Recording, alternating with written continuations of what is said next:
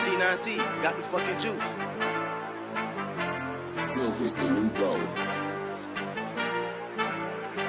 Chris, this shit's fire.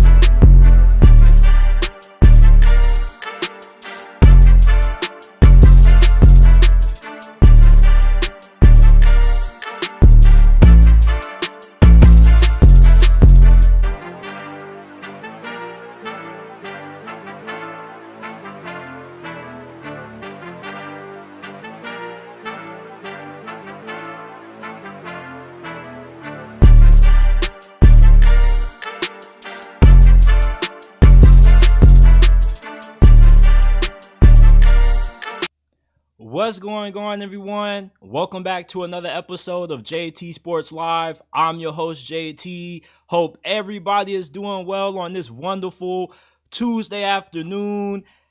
The NFL preseason is just around the corner. We got the NFL Hall of Fame game that kicks off Thursday night, 8 p.m. Eastern Time on ESPN. To me, when the preseason starts, that's when football is officially back. Now, I know a lot of you folks out there don't really care too much for the preseason. You may turn it on and take a glimpse at it, maybe watch a few quarters or two, but the preseason is one of those things that, to me, being a football junkie, is the sign that we're in the midst of football season. And, you know, we're already in mid-season form with the episode that we have on deck for this afternoon. Justin Fields has been going absolutely insane at Pittsburgh Steelers training camp. I got to give my thoughts on why I believe we could see a Justin Fields resurgence or Justin Fields redemption arc this year. I got to get some things off my chest that I've been holding back about Justin Herbert, because I'm getting really sick and tired of people continuing to call this dude overrated when he's on his third coaching staff in 5 years in the league, man. Just wait. That's what we're going to lead the show off with. I got thoughts on the Jacksonville Jaguars. There is one guy on this staff that I hope the Jaguars don't allow to ruin how good they could be this year. I got early thoughts on Texas versus Michigan, and I'm about to dive into some territory that some of you guys may consider to be a little bit disrespectful. Some of y'all may say that this isn't morally ethical to do, but I'm going to go ahead and do it anyway. I want to give you guys my list of way too early candidates to replace Billy Napier at Florida. And Dan Lanning is turning Oregon into Georgia on the West Coast. I'm going to explain how. Everybody that's tuned in on X, YouTube, make sure that you hit that like button, share the live stream, subscribe to the channel if you're listening on YouTube, turn on post notifications so you don't miss when we upload new content. Remember that we aren't just a YouTube channel, we are a podcast. You can find us on Apple, Spotify, Amazon, wherever you get your podcast from. The JT Sports Podcast is available. If you have a question that you would like answered on a future episode, you can send them in the DMs on Instagram at JTSports_ and on X. Shout out to everybody in the chat. Shout out to my guy Kate Roan for showing love with the $4.99 donation. He says football must be back. 2 shows back to back. Powerful, JT Sports. Appreciate all the content. Appreciate you for supporting the channel, supporting the grind. And before we get into this afternoon show, here's a quick word from our sponsor. In football, we all know that no quarterback can win without good protection up front. It's also important that you protect yourself from data brokers who sell your personal information online to scammers, spammers, and anybody else who may want to target you. That's why you should use Aura, today's sponsor of this episode. Aura shows which data brokers are passing away your information on the internet and automatically submits opt-out requests on your behalf. Go to aura.com/JTSports in description or pin comment down below to get a 14-day free trial and protect your personal information from being exposed online. Cleaning up your information online not only helps reduce the amount of spam you receive, but it also protects you from hackers who could use this info to help gain access into your social media accounts, bank accounts, or other sensitive information. Go to our sponsor, aura.com/JTSports in description or pin comment down below to gain access to your 14-day free trial and protect yourself from hackers looking to gain access into your sensitive information online. All right, we're going to start off the show with this.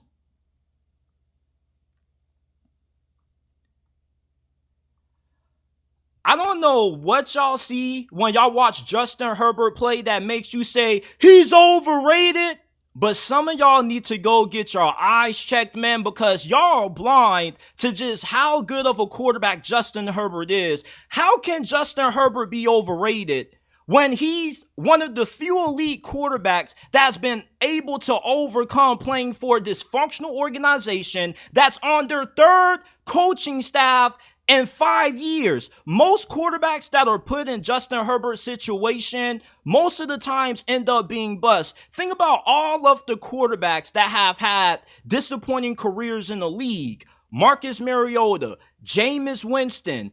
What is something that they all have in common? They've had to overcome several different head coaches. Baker Mayfield, the key to being a successful quarterback in the game is that you have to have stability on the coaching staff. And when you always have to learn a new playbook and a new system every year, it puts you at a disadvantage. For Justin Herbert to continue to put up the kinds of numbers that he does consistently year after year is a phenomenally, because you shouldn't be able to do this having a new head coach damn near every 2 years. Not only has Justin Herbert had to deal with 3 different head coaches, but he also has had one of the league's worst rushing attacks over the last 3 years, and the defense that's been dog water for 3 straight years in a row. The 28-point lead that the Chargers choked in the wild card round against the Jaguars a few years ago, you definitely have to hold Justin Herbert somewhat accountable for that. But it's unfair to put all of the Chargers' shortcomings on one guy when this is a team sport. And you can't win in the NFL if you don't have an elite head coach. Name me one elite quarterback that has ever played this game and has won the championship that has done it without an elite head coach. When you name your top 5, top 3 quarterbacks in the league right now, you know what they all are going to have in common? They all are going to have an elite head coach. Patrick Mahomes, Andy Reid, Josh Allen, Sean McDermott, Lamar Jackson, John Harbaugh. Want me to keep going? I definitely can. When you think about, let's see, Jordan Love, he has one of the better offensive coaches in the league, and Matt LaFleur or Mike LaFleur. I get both of those guys mixed up, but you guys get the point that I'm trying to make. Tom Brady had Bill Belichick. You can't have postseason success at this level without having a good head coach. There's not a single quarterback in league history that has won a Super Bowl with bad coaching. You can't win in the postseason if you don't have elite coaching. Not just that, but when you have a team that struggles to run the football, of course you're going to struggle to hold on to leads, because when you run the football, not only does it help keep defenses guessing, but it also helps you close out games because it helps you control the clock, which is what you have to be able to do to avoid having those big choke jobs that you had a few years ago against the Jaguars in the postseason. But wins and losses are not a quarterback stat. It's a team stat, and to be a successful quarterback in this league, you can't just overcome the opposing team's defenses and have to overcome the shortcomings along your coaching staff as well. Justin Herbert, since he has been a starter for the Chargers, has been nothing short of an elite quarterback. And if you don't agree, you really need to go see an eye doctor, because you may be legally blind if you can watch Justin Herbert put up the kinds of numbers that he does every single year, throwing over 30 touchdowns, having one of the better touchdown interception ratios in the league. He was top 10 last year in passing yards and touchdowns before he got injured. He did the same thing the previous 2 years before last year, and yet people continue to call this dude overrated.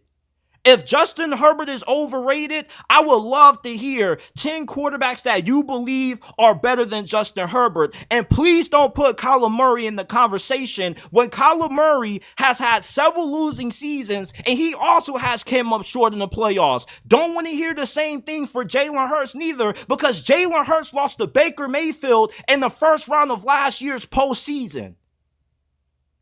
There is not a single quarterback in the league that should be able to overcome the situation that Justin Herbert has been able to overcome. Several different head coaches in 4 years is insanity. And for him to continue to produce top 10 quarterback play year after year is nothing short of amazing, because it shouldn't happen. You gotta have that stability. You gotta have a good infrastructure within the organization if you want to build a successful quarterback up. To me, Justin Herbert is not only a top 10 quarterback in the game, but he deserves the right to be called an elite quarterback. He is not overrated. There are not 10 quarterbacks right now that are better than Justin Herbert. If you were to put those quarterbacks in the situation that Justin Herbert has been in the last couple of years, they all would have failed. This is the same thing that the Chargers did when they wasted the prime years of Phillip Rivers' career.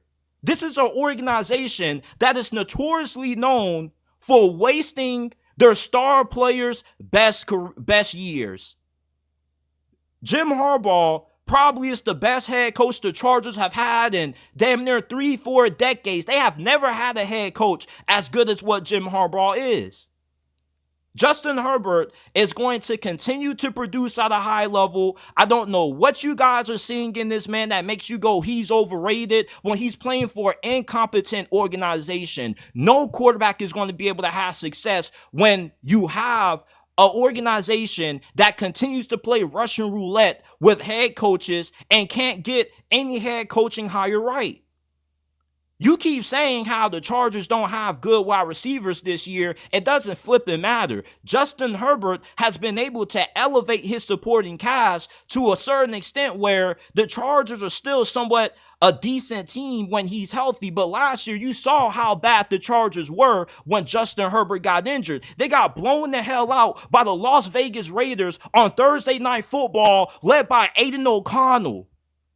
He's been the glue that has kept the Chargers from being the biggest laughingstock in the National Football League. And I'm so happy now that he has a proven head coach that knows how to win in Jim Harbaugh, because these Justin Herbert or overrated narratives are about to be put to sleep this year. You can't win in this league, especially once you get into the playoffs, if you have a doofus as a head coach like the Chargers have had with Brandon Staley and Anthony Lynn. Justin Herbert is far from overrated. Some of you guys really need to go get your eyes checked if you can really watch Justin Herbert play and say, yeah, he's overrated. Because there are not a lot of games that Justin Herbert has lost, but there are a hell of games that the Chargers have lost due to stupid coaching decisions and terrible defensive play. Shout out to everybody that's tuned in this afternoon, man. If you're listening on X, hit that like button, retweet the stream, and give us a follow. If you're listening on YouTube, hit that like button, subscribe. Give us a 5-star review if you want to support the podcast and you enjoy the content that we're pushing out. You can find us on Apple, Spotify, Amazon, wherever you get your podcast from. The JT Sports Podcast is available. Everything that's uploaded on the channel, including all of our live streams, is available in audio format on all podcasting platforms. So go ahead and check us out. Let's move on. We could see a Justin Fields redemption arc this year. We already know the story. He was cast aside by the Chicago Bears. They traded him away and replaced him with Caleb Williams. And now he's looking to redeem himself in the city of steel, playing in the black and gold for the Pittsburgh Steelers. And so far, Justin Fields has been balling out early to start out training camp with the Pittsburgh Steelers, man. I've been seeing a lot of clips floating around on social media, him throwing a lot of great deep ball passes to George Pickens. He also has been able to do a really good job of taking command of the huddle. His teammates are really starting to rally behind him. Every time you hear a Steeler player mention Justin Fields, they have nothing but great things to say. And he's been getting the majority of first team reps to start out camp due to the calf injury that has sidelined Russell Wilson for the last couple of practices.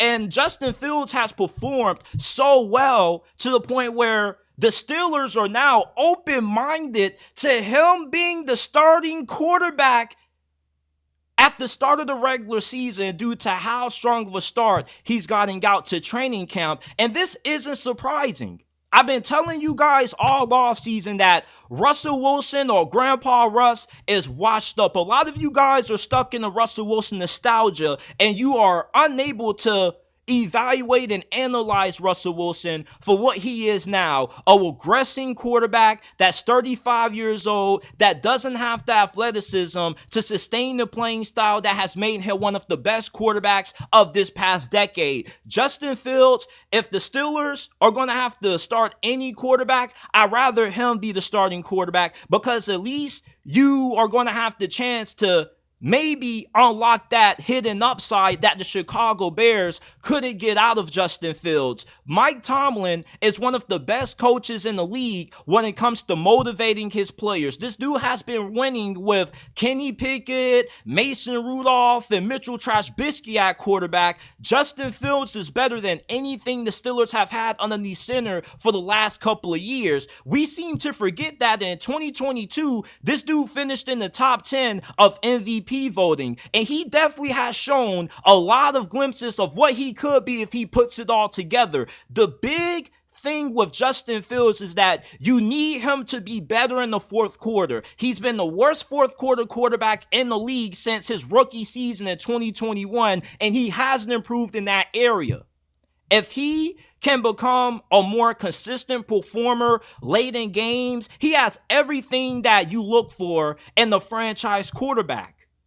The Steelers are one of those franchises that they get these players that have been cast aside by other teams, and they come in and they can find a way to get a little bit of juice out of them. And there is a lot of things to like about Justin Fields. He's one of the more accurate deep ball throwers in the league. He's one of the best dual threat quarterbacks that the NFL has seen over the last decade. Outside of Lamar Jackson, Justin Fields has been the most productive dual threat quarterback in the game, right behind Lamar, when it comes to what he brings to the run game. And the big reason why I've been screaming for Justin Fields to start at quarterback for Pittsburgh is because if you start him, you know that your rushing attack is guaranteed to be top 5 in the league this year. Nobody's going to want to see a backfield with Justin Fields, Najee Harris, and Jalen Warren in it, especially when you think about how improved this offensive line is going to be.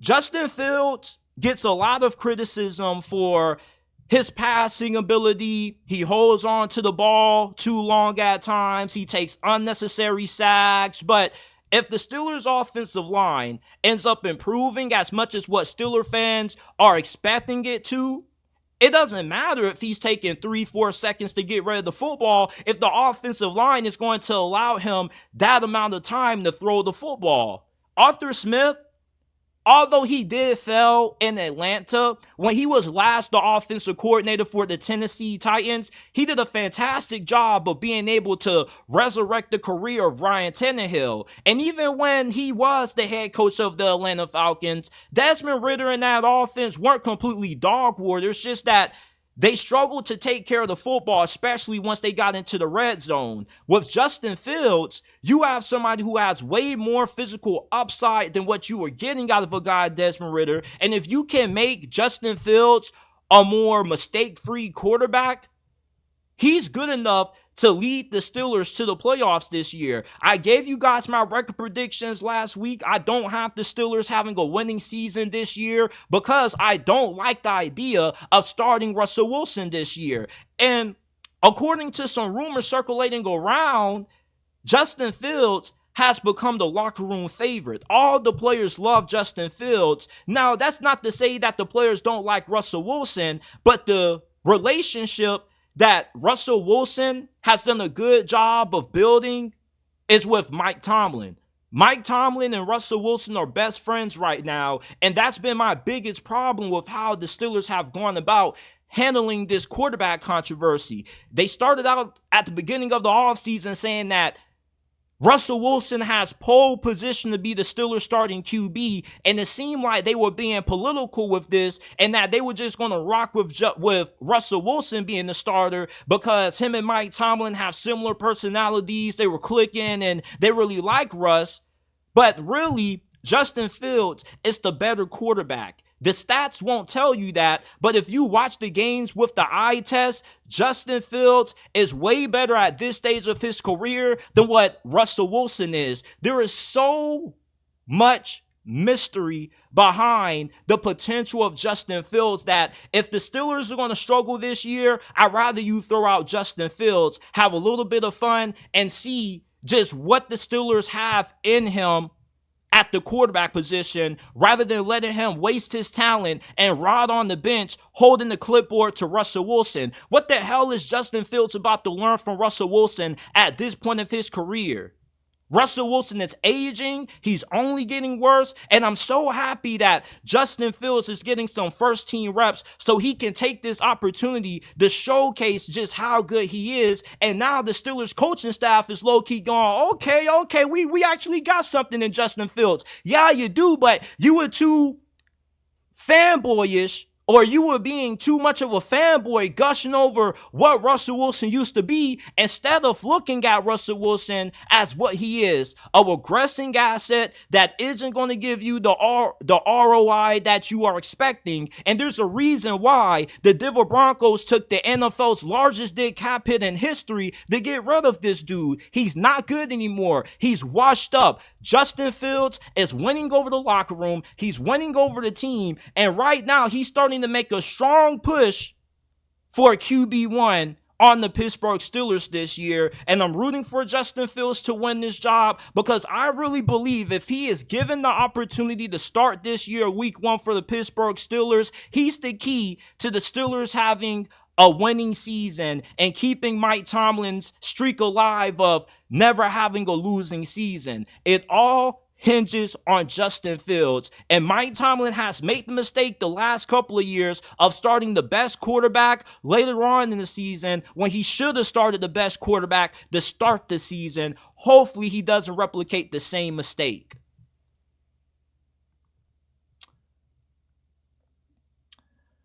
I want to talk about the Jacksonville Jaguars this year because this is a team that's good enough to go as far as the divisional round and this upcoming year's playoffs. But they also could be a team that once again finishes 9-8. And my big problem with Jacksonville right now is that Doug Peterson, for some reason, can't seem to give us a definitive answer of who the hell is going to be calling plays. Is it going to be him, or is he going to allow Doug Peterson to ruin another good season? Or not Doug Peterson, but run that back, man. Run that back. I got to give you guys my thoughts on the Jacksonville Jaguars, man, because this is a team that has the potential to be a team that could go as far as the divisional round of this year's playoffs, but they also could finish with another 9-8 record again. And the big problem that I have with Jacksonville right now is that Doug Peterson is not giving us a definitive answer as to who's going to be calling the plays on offense this year. Is he going to take back the play calling, or is he going to allow Press Taylor to ruin what could be another promising season? Press Taylor, for those of you guys who don't follow the Jaguars that closely, he's the offensive coordinator for this team, and he called plays for the first time in Jacksonville last year, and it was a complete disaster. Trevor Lawrence was really turnover prone. The red zone offense wasn't good. The run game lacked explosiveness. They were 30 in the league in yards per carry at 3.6, and they also were 23rd in the league in rushing yards per game with 96.8. Those are really abysmal numbers considering the talent that Jacksonville has to work with on that side of the football. So if you're Doug Peterson, if you allow Press Taylor to call the plays again, you might as well just go ahead and quit before this season starts, because you're going to get fired. And what's crazy to me is that Press Taylor was the same guy who was the big reason why Doug Peterson got fired by the Philadelphia Eagles. And you know what they say, the biggest mistake that you can make in life is repeating the same mistake twice. Well, Doug Peterson obviously doesn't know about that analogy, because he continues to allow Press Taylor to call these plays. I just saw a report earlier before I went live saying that Press Taylor was calling plays at the previous training camp session. We've seen enough out of Press Taylor to know that this dude is not a good offensive coordinator. He's similar to what Eric Bieniemy was to the Kansas City Chiefs. He's a good background guy. He's one of those guys that you go tell them before practice starts to, hey, go get me a coffee, go print out this paperwork, go game plan, help me with the strategizing. He's good in that department, but when it comes to plays, he's a really incompetent play caller. And if Doug Peterson allows Press Taylor to call the plays this year, not only is this going to be another disappointing season for Jacksonville, but this also is probably going to be Doug Peterson's final year living in the 904. They have to make sure that somebody else not named Press Taylor is calling the plays. And it never made any sense to me why Doug Peterson would give up play calling duties anyway. You can say that, well, JT, is more easier to manage a team when you don't have to split your time between calling plays and overseeing the team. It's easier to be a head coach when you can just step back and be the CEO, just overlook everything. But Doug Peterson, a large reason why Trevor Lawrence had that huge sophomore season was because of his play calling. And if it isn't broke, don't fix it. There was no reason to give up the play calling duties to Press Taylor. Now, if Doug Peterson ended up slacking off, then it would have been understandable to let somebody else call the plays. But at this point, the Jaguars have too promising of a team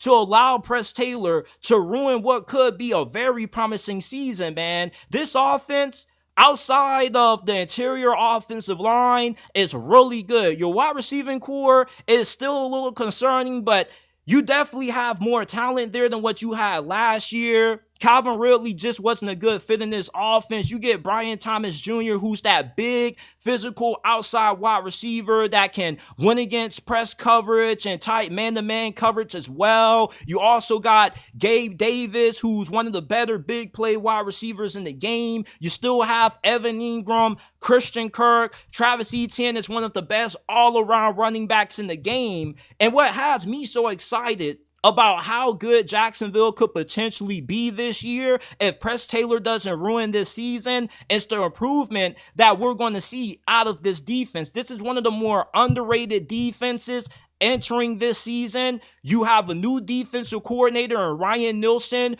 who they got from the Atlanta Falcons. Atlanta fans were really disappointed that they weren't able to keep him on the staff when they hired Raheem Morris, because he did a really good job with that unit last year, and they were better than what the statistics may indicate. That was a top 13 defense, but the numbers are slightly inflated against Ryan Nielsen's favor because of how many mistakes Desmond Ridder and the Falcons offense were making with the pigskin. If the Jaguars offense is better at taking care of the football this year, they could have a really good defense this year. Under Ryan Nielsen, the Falcons were 8th against the pass last year, which was the biggest weakness that Jacksonville had last year, was their lack of ability to stop the pass. They were 26th in the league in passing yards per game allowed, and they also struggled to generate consistent pressure on the quarterback. The Falcons' pass rush was really productive under Ryan Nielsen. As a matter of fact, he got more out of the Falcons' pass rush than what any defensive coordinator has been able to do up there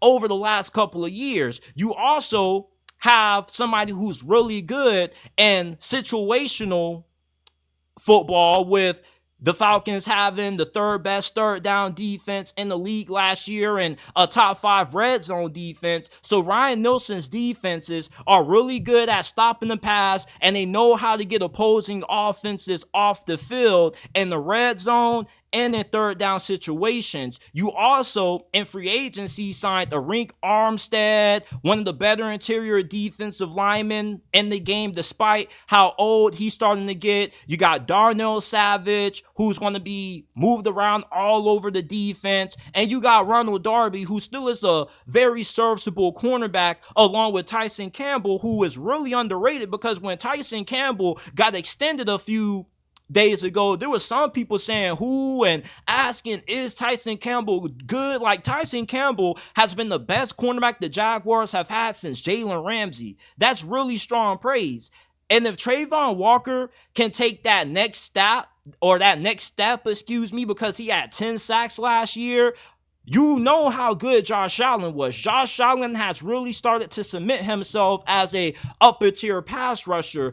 And if you can get Trayvon Walker to have a similar season to what Josh Allen had last year, this is going to be a sneakily good defense that the Jags are going to have this upcoming season. It all hinges on if Press Taylor is going to call the plays this year. If he remains the play caller on offense this year, the Jaguars and all the fans can just go ahead and kiss another season goodbye. I promise to God, if Press Taylor is still calling plays this year, I will not be watching Jacksonville Jaguars football this year. I'm not about to waste my time watching this team continue to make the same stupid decisions that costed them last year. With the healthy Trevor Lawrence, this should be a sure thing to be a playoff team this year.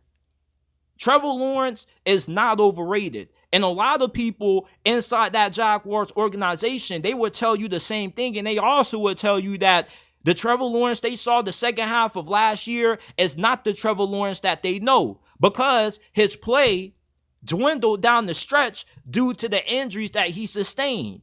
Now, when Trevor Lawrence is at his best, he's one of the better quarterbacks in the league, and we saw what he did in 2022, rallying the Jaguars from 28 down at halftime against the Chargers in a wild card. He gave the Chiefs all they could handle the following week in the divisional round. Trevor Lawrence, when he's healthy and he's playing his best football, he's one of the most talented quarterbacks that we have in the NFL. And he's the best QB that Jacksonville has had in franchise history, better than Mark Brunell. And that's not a hot take to me.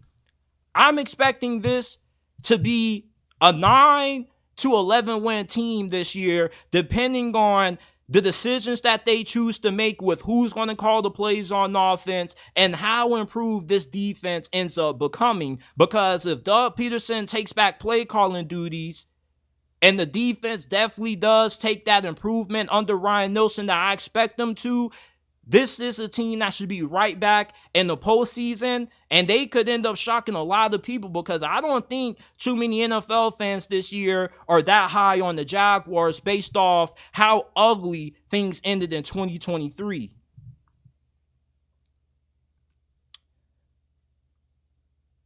There's been a lot of chatter around the Kansas City Chiefs' improved wide receiving core. We know last year they won the Super Bowl despite having a bunch of randoms at wideout. This year, you bring in Marquise Hollywood Brown in free agency. I think that Marquise Brown is overhated. He does have a big drop problem and he does struggle to stay healthy. But when he's on the field and he can actually use his hands, he's one of the most scarier deep threats that we have in the NFL. And you put him on the same team with Xavier Worthy, you have two of the more faster wideouts in the National Football League. We already know Xavier Worthy broke the NFL combine record for the 40-yard dash. He is a really good route runner. My problem with Xavier Worthy is that I don't know how good he was going to end up being once he left Texas, because I thought he was going to get overdrafted because of the speed and that we were going to see John Ross 2.0 because he was going to go to a team that didn't know how to utilize his unique skill set. But going to Kansas City was the best possible landing spot for Xavier Worthy. Andy Reid already knows how to maximize guys that have his kinds of skill set based on what he did in Philadelphia with Deshaun Jackson and how potent Tyreek Hill was under Andy Reid's play calling. So now you get Xavier Worthy where your questions about him are going to be his durability, how is he going to hold up throughout the 17-game regular season, and how is Kansas City going to find ways to scheme him open? Well, they're going to utilize him a lot in motion, and with how good he is at running routes, and with how fast he is after the catch, Xavier Worthy is going to be a problem. So if you can find a way to get Xavier Worthy into space, get him into the open field, he's going to have a monster rookie season.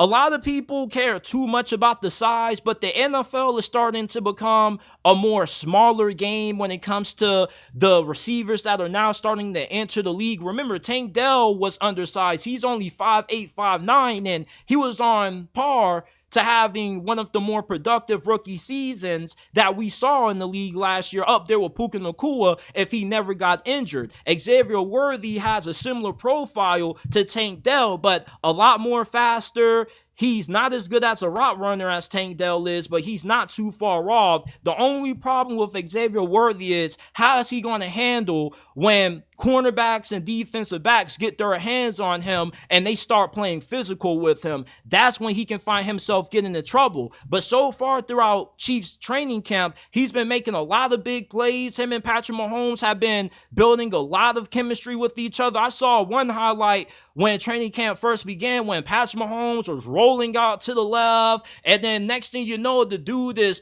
throwing a fadeaway 60-yard touchdown bomb to Xavier Worthy, and I'm just like, oh my goodness.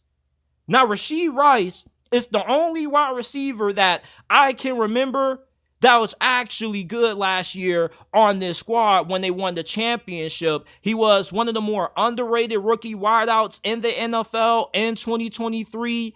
And he is going to be missing a little bit of some action this year because of the off-the-field troubles that he's had this offseason. But once he ends up coming back from his suspension, Kansas City's wide receiving core is going to be really scary. And this is probably one of the better wide receiving cores that Kansas City has had in recent memory. Even when they did have Tyreek Hill, remember, it was really Tyreek Hill, Travis Kelce, and everybody else. They never were really able to find a legitimate number two. Well, you could have two really good number ones. Rashee Rice, we know that he's a really good number one if he takes that next step in improvement. And Marquise Brown has always been a really good Robin. He's not a dominant number one wide receiver, but he's a really good secondary option if you have a complimentary wide receiver to line up on the opposite side of him, which they're going to have once Rashee Rice gets back. And then with the speed that Xavier Worthy's going to add when he ends up getting inserted into the lineup, this is going to be a really dynamic wideout group that Kansas City has coming into this year. Now, they also do have a couple of other guys that I'm keeping my eyes out on for. I don't know if you guys are still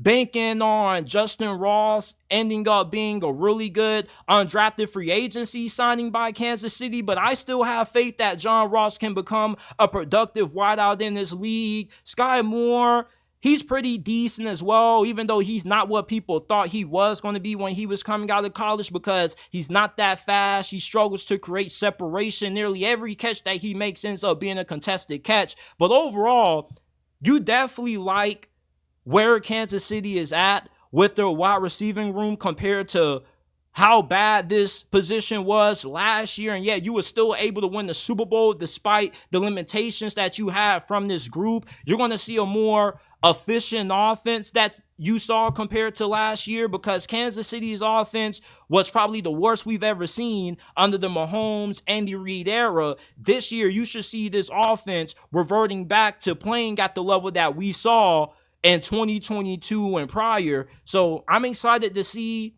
what this Kansas City Chiefs improved wide receiving core does this year. I got high expectations for this group, along with the majority of other people that follow Kansas City. Now, let's segue to some college football. One of the biggest games of this upcoming college football season is going to be Texas versus Michigan. Texas right now is a 3.5-point favorite going into this week 2 matchup. And we're about to find out if Michigan is still an elite team or not based off if they're able to win this game, because Texas is expected to make it to the SEC championship and they're supposed to be in the national championship conversation. They still have a really productive offense. They're going to have a top 10 offensive line entering this year. You still have Quinn Ewers, who isn't an elite quarterback, but he's a very good quarterback. He has the potential to play at an elite level this year. And your defense, your secondary should be improved, but your defensive line could take a step back with the losses of Byron Murphy and Tavondre Sweat to the NFL, which both of those guys were 2 All-Americans. They were 2 of the best defensive tackles in college football, respectively. So if you're Michigan, although you do have more question marks coming into this game compared to Texas with the lack of production that you have coming back, you still have the opportunity, if you still are an elite team, to win this game, because you are playing Texas at home, and we know how difficult it is to win in Ann Arbor, and they've been one of the best home teams in college football over the past 3 years. The question that I have about Michigan doesn't really lie with defense per se, and I'm not even going to say that I care too much about the lack of proven production that they have going into this year. We know that with Wink Martindale taking over at defensive coordinator, this is still going to be an elite unit. They got Mason Graham, one of the best defensive tackles in college football. You got Will Johnson, arguably the best cornerback in college football, depending on who you ask. There still are a lot of good players on this defense. Wink Martindale is one of the most respected defensive coordinators that we've seen in the NFL over the past decade. He runs a aggressive style defense that's really blitz heavy, and you should still see this Michigan defense sustain the level of play that they had last year under Jesse Minter, although I don't think they're going to be number 1 in yards per game allowed and points per game allowed. I still expect this to be a top 10 defense, where the big question lies for Michigan and their ability to win this matchup is going to hinge on how good is their quarterback play going to be. Now, Alex Orji is expected to be their starting quarterback this year, but Sharon Moore has been non-committal on naming a starting quarterback at this moment right now, but we expect it to be Orji. And the thing with Alex Orji is that this dude looks like freaking Hercules with his shirt off, man. He's really cut up, really well built. You definitely can tell that this dude is an athletic freak, and he's a really explosive runner with the ball in his hands. He reminds me a lot of Anthony Richardson, and I know that the Anthony Richardson comparisons get thrown out pretty frequently every time there's a quarterback that's 6'4", 6'5", that's 230 plus, but Alex Orji really does have Anthony Richardson similarities, man. He has rare twitchiness that you don't see from quarterbacks of his size. He also has the ability to, once he gets in the open field, he's going to be really hard to bring down because he looks like he runs 4.4, 4.5. The biggest concern with Alex Orji is his consistency as a passer.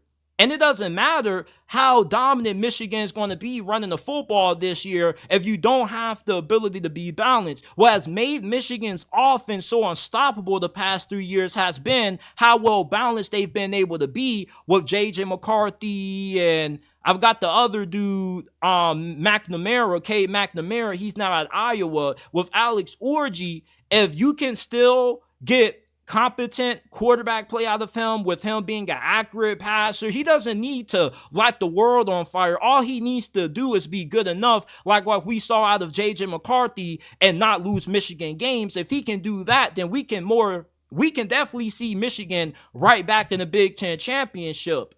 But I have major concerns about Alex Orji and how consistent he's going to be throwing the football in this game. Now, I've talked to a few Michigan fans who believe that they have the advantage in this game because not only are they playing at home, but they're a better team up front than what people think, despite the talent that they've lost to the NFL. And I would somewhat agree with a little bit of those statements because we know that Michigan is offensive line, defensive line you. They don't have to rebuild on the O-line and D-line. They just reload. But at other positions, at wide receiver, they're not that good. They don't recruit that well at those positions. So this is going to be a run-heavy team. And with this being a run-centric team, if you're Texas, if you can make Michigan one-dimensional and this becomes a game where Alex Orji has to show us just how good of a passer he is, they're going to be in trouble. And if I'm Steve Sarkisian and Texas defensive coordinator, that's what my game plan is going to be in this game. I'm going to stack the box with 8, 9 guys, and I'm going to force Michigan to put the football in the air. You're going to have to show me that you can win with Alex Orji. And I'm not doubting this, brother. It's just that we haven't seen this dude throw the football. Hell, did he even throw the football that much in the spring game? Don't really know. So if I'm Steve Sarkisian, if I am going to lose this game, Alex Orji is going to have to beat me. I'm not about to allow Michigan to do what they do best, run the football 30, 50, 100 times straight and beat me that way, because we know that's what Michigan's MO is. Although they are losing Jim Harbaugh and you have Sharon Moore replacing him, they still are going to have that same philosophy. They want to bully you. They want to prove that they're more physical up front than you, and they want to take your manhood. I do think that Texas, with how good their offensive line is, though, they're not going to get pushed around by Michigan's defense. And Texas offense is going to score points on this unit.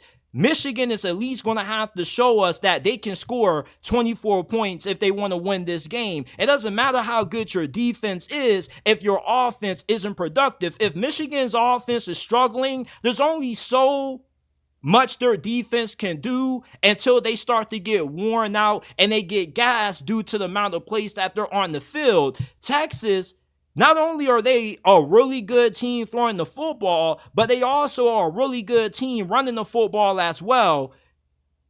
I'm taking Texas to win this game.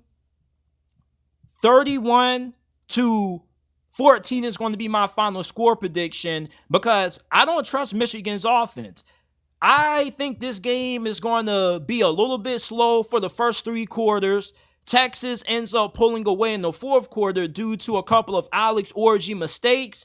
and the offense just sputtering too much for this defense to continue to sustain a high level of play because they end up getting winded and they're on the field for too many plays. And we see Texas end up winning big based off how strong of a performance they're going to have in the fourth quarter. I understand that Michigan is a really tough place to win at on the road, but this is the same Texas team that beat Alabama and Tuscaloosa. And I'm not trying to disrespect Ann Arbor, but let's not act like winning in Tuscaloosa isn't more difficult than winning at Michigan. Alabama has lost less than 10 games the past decade at home. So for you to be able to win in Tuscaloosa and you still return a lot of production from that team, I think that with the experience you're going to have, understanding how to win in a hostile environment like this, plus with Michigan having concerns at quarterback, I like Texas to win, and I do think that they're going to do it convincingly. I don't think Michigan is going to be a terrible team this year, and people call me a Michigan hater, and if you Michigan fans still think I'm a hater after watching this, then I don't really know what to tell you. But Texas is one of the best teams in college football. You don't have to lecture me how talent is and everything, but they have way less question marks in this game than what Michigan does. We don't know how good the quarterback play is. We don't know how efficient this offense is going to be. So I just trust Texas more because they have less uncertainty than what Michigan has. So give me the Longhorns to win this week 2 matchup. Before we move on to something that some of you guys may consider to be unethical, I got to get me a quick sip of water. And I want to remind you guys to hit that like button, subscribe to the channel. Remember that you can find everything that we upload on the channel in audio format on Apple, Spotify, Amazon, wherever you get your podcast from. The JT Sports Podcast is available.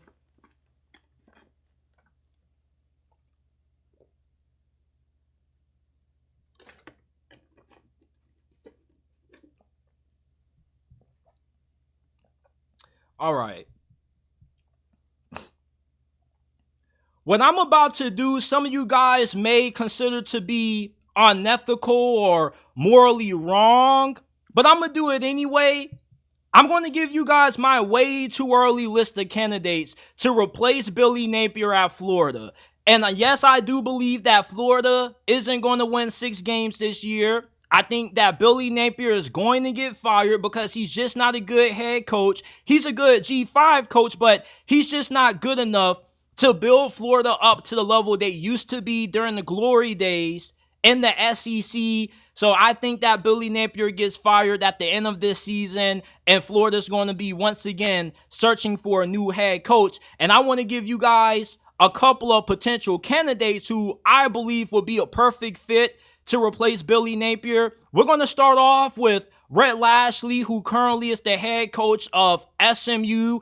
His 2 seasons there, he has an 18-9 record. He went 7-6 his first season in 2022. This past year, SMU went 11-2. They won the American Athletic Conference, and they're transitioning to year 1 playing in the ACC, and they have a really good chance to win 8-9 games in that conference. The thing that makes Rhett Lashlee such a great candidate for Florida as their potential replacement for Billy Napier is that, for one, he has excellent pipelines in Florida.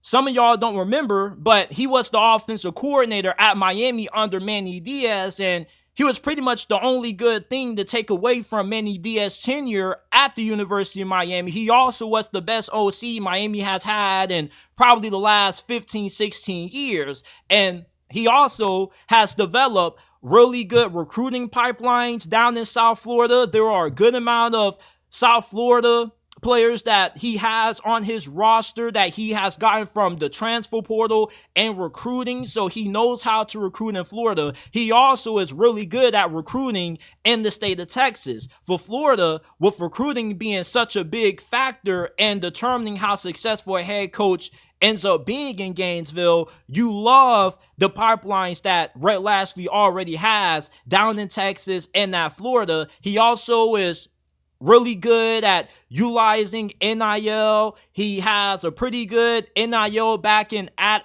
SMU. He also has donors who are continuing to put in more money into the pie. So with how good he has built, with how good of a reputation he has built within the SMU administration for their donor base to be so confident in him that they're pouring into more money that SMU has ever had in this program has been really impressive. And people seem to forget, if you go back and you watch that 30 for 30 with the Pony Express, this was a team that was notoriously known for paying guys now it's legal to do so. And Rhett Lashley is getting that confidence from those boosters to receive, the amount of NIL money that they've been utilizing to have success in the transfer portal and in recruiting. He also is a really good X's and O's coach. Really similar to Dan Mullen when it comes to his offensive knowledge and prestige on that side of football. So Florida, if you end up moving on from Billy Napier, the first guy I expect them to take a look at is Rhett Lashley, because Florida's one of those programs where they like to sign low-profile coaches that come from smaller schools, and Rhett Lashley definitely fits that mold. And I was a little surprised that he didn't get a look from Texas A&M, because he's in the state of Texas. You would have thought that A&M would have at least given him a phone call or an interview.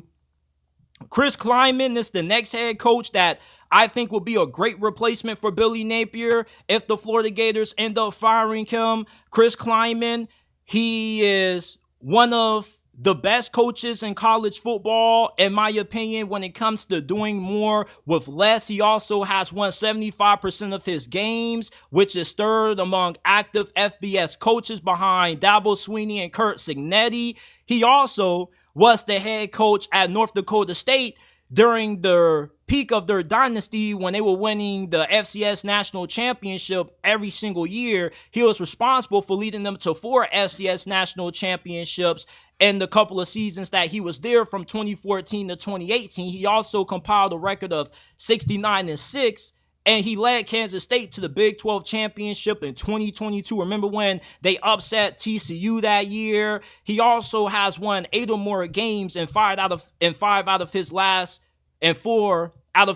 5 seasons. He also has the second most wins in Kansas State program history with 39, and he's 39-24. I think he's a pretty decent recruiter. He utilizes the transfer portal pretty well. But with Chris Klieman, you're getting a head coach that knows how to develop talent, something that Billy Napier struggles to do.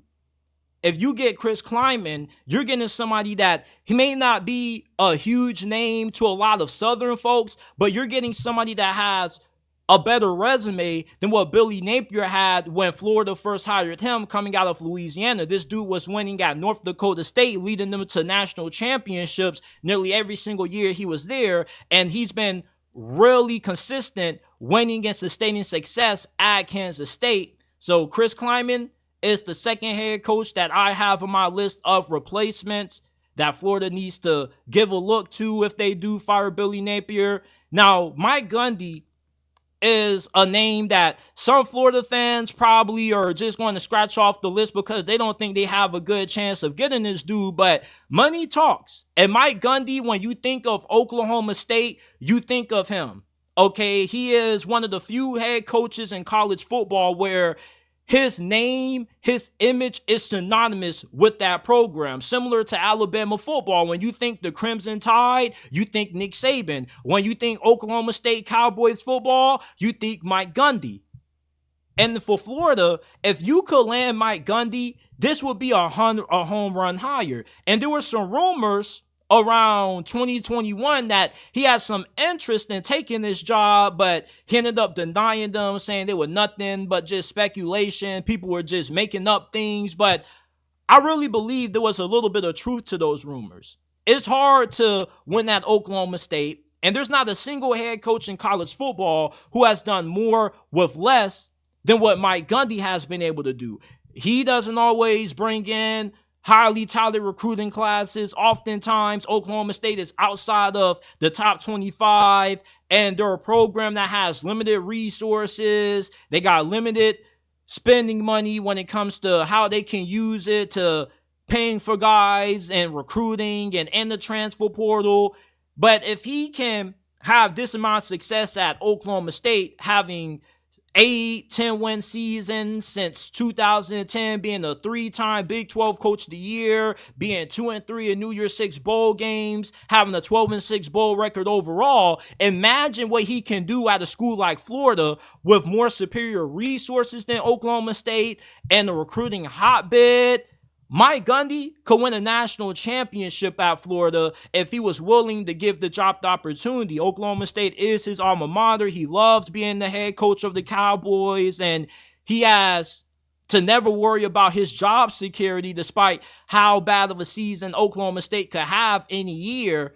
But for some reason, he just is satisfied with his situation at Oklahoma State. But if Florida is willing to pay the money that it would take to lure him away from Oklahoma State, this will be an incredible hire, and it's one that I believe will pay off dividends. And there's not a better head coach that Florida could get than Mike Gundy. At this point, you got to stop trying to fool around with these inexperienced guys, and you need to go ahead and find you somebody who has a proven track record of winning and doing it at a program with limited resources.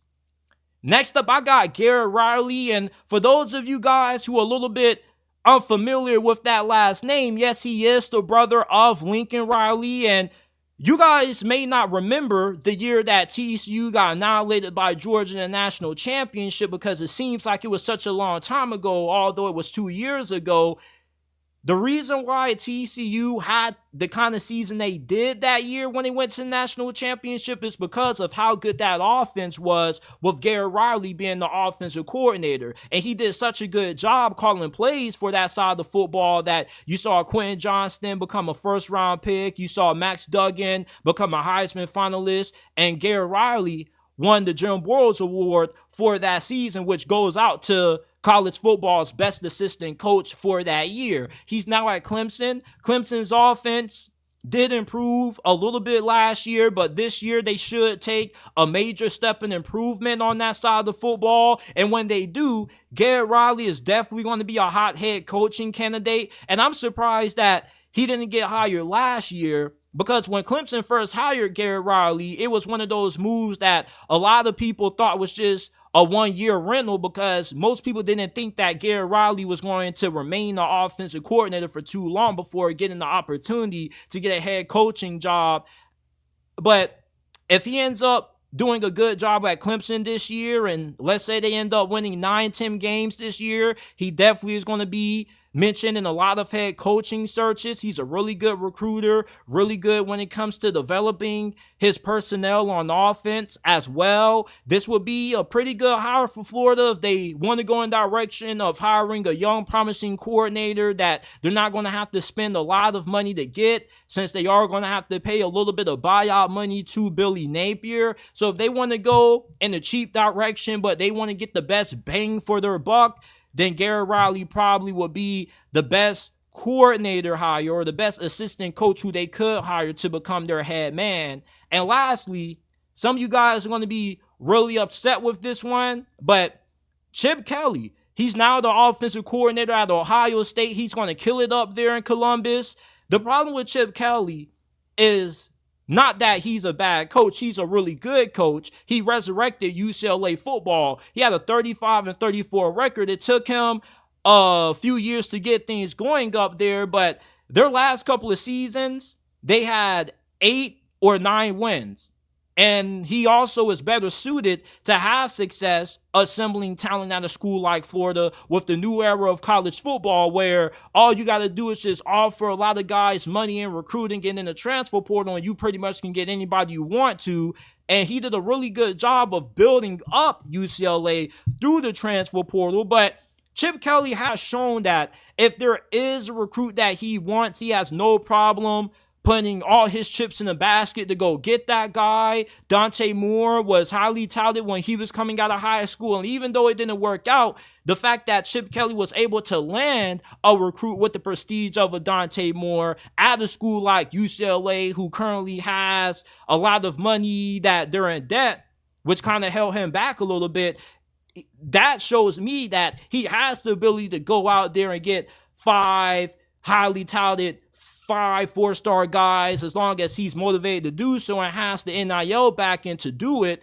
So Chip Kelly, if he gets hired by Florida, you have somebody who has been a proven winner everywhere he's been. He didn't have the amount of success at UCLA as he had at Oregon, but with the resources that Florida has, the NIL backing that they have, we already know with the Jaden Rashada incident that they have no problem dishing out the big bucks to get the best guys out of high school and in the portal. So I don't really care about the whole narrative around Chip Kelly that he can't recruit. No, the thing with Chip Kelly is that it's hard to recruit with, the state that college football was at. But now with it being legal to pay these guys, as long as Florida gets their NIL situation right, Chip Kelly can win, because we know that he's really good when it comes to the X's and O's. He's a really good strategist. He knows how to tailor his offense to the talent that he has to work with on his team for said season. So this would be a perfect fit for Florida, because you need a head coach that has a little skin in the game, that's been proven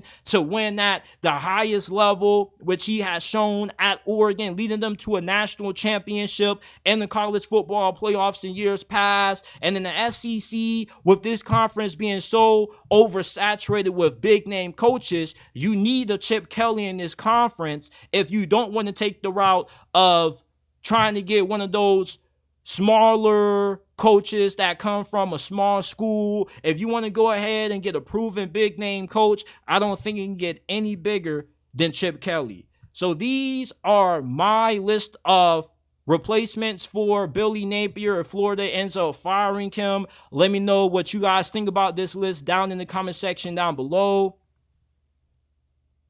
And I got one more thing I want to talk about before I get up on out of here.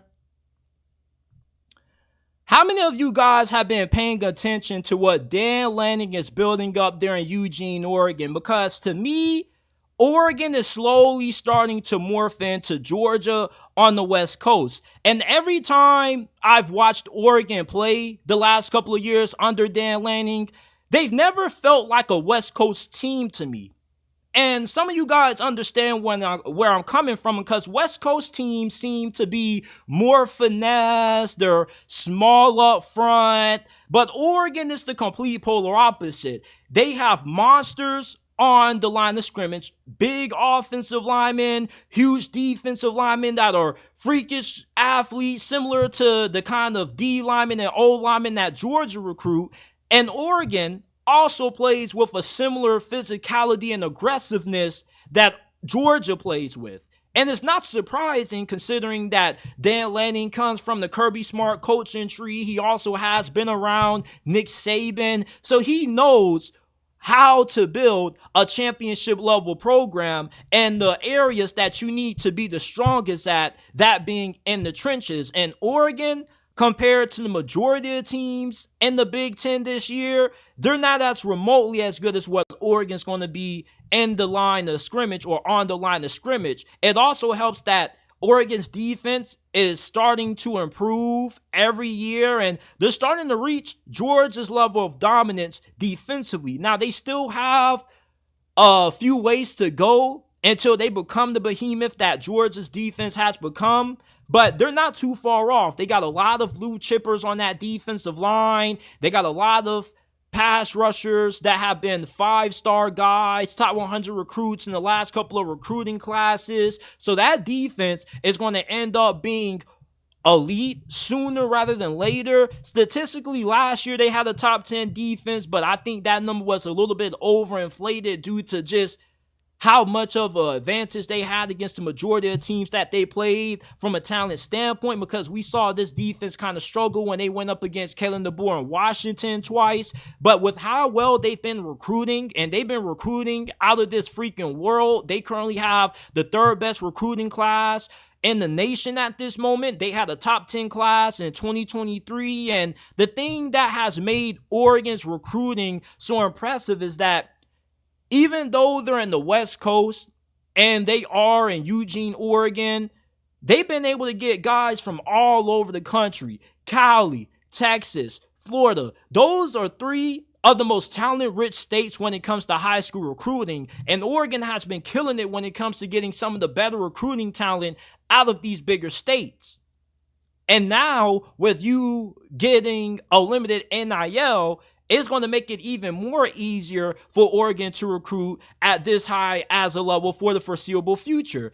And the only team in the Big Ten that has the kind of resources and NIL backing that Oregon has is Ohio State. They poured $12 million into their NIL, and that's why they had the crazy portal recruiting class that they just had. But Oregon, even though you do have a lot of NIL money, it's still hard to get people to want to go up there to Eugene, Oregon, because, listen, I ain't trying to throw no shade, and I'm not trying to hate on Eugene, Oregon. No offense to all the people that are listening to this that live up there, but I'm pretty sure it ain't shit to do up in Eugene, Oregon. And Oregon is a pretty small state. You know, it's kind of a little bit urban. There's not really a lot of things to do up there. It's not really on my high list of states that I would like to take a vacation to. Plus, it gets cold as hell up there. But for Dan Lanning to be recruiting at this high as a level, with, you know, everything that Oregon has to offer is really impressive. Just because you got access to a lot of money just doesn't guarantee that you're going to get everybody. Like, you still do have to have a campus that recruits like walking around, and if you ain't going no way to practice in class, and you still have to be able to sell recruits on the idea of, hey, if you come to Oregon, we can develop you and we can get you to the next level, which is another big reason why Oregon is slowly starting to turn more into Georgia, because Georgia is one of the best teams in the nation, not just when it comes to recruiting, but having these 5- and 4-star guys end up living up to their potential and getting those guys drafted really high in the NFL. Oregon is excellent when it comes to player production. Okay, now they haven't had too many guys recently that they've recruited that they've gotten to the league under Dan Lanning, but they've gotten a good amount of guys they've gotten from the transfer portal, like Bo Nix into the NFL. He was a first-round pick. And they have the 5th highest blue chip ratio entering the 2024 college football season. 76% of their roster is comprised of 5- or 4-star talent, which means that if you're good at player development and you're really good at recruiting, eventually you're going to have a team that's good enough to win it all. And I think that Oregon is going to win a national championship sooner rather than later.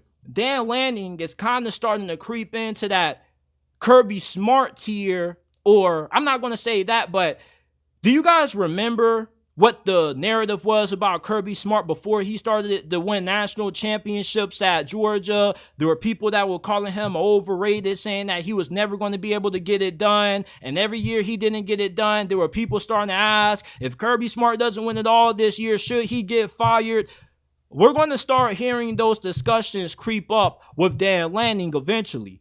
But for Oregon, with how high of a level they've been able to recruit, with the access to unlimited resources that they've been given from Phil Knight, not only are they going to be able to fill a great roster, but they also continue to pump out a really good coaching staff.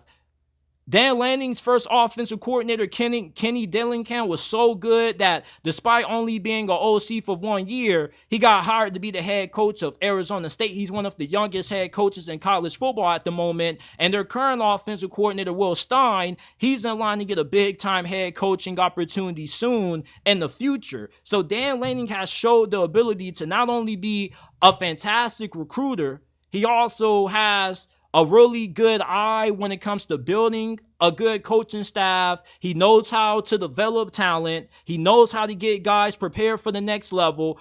All you're waiting for now is for all this to translate into national championship level success, which some people, for the majority of last year, considered Oregon to be the second best team in college football. So to me, Oregon is slowly turning into the West Coast version of what Georgia is right now.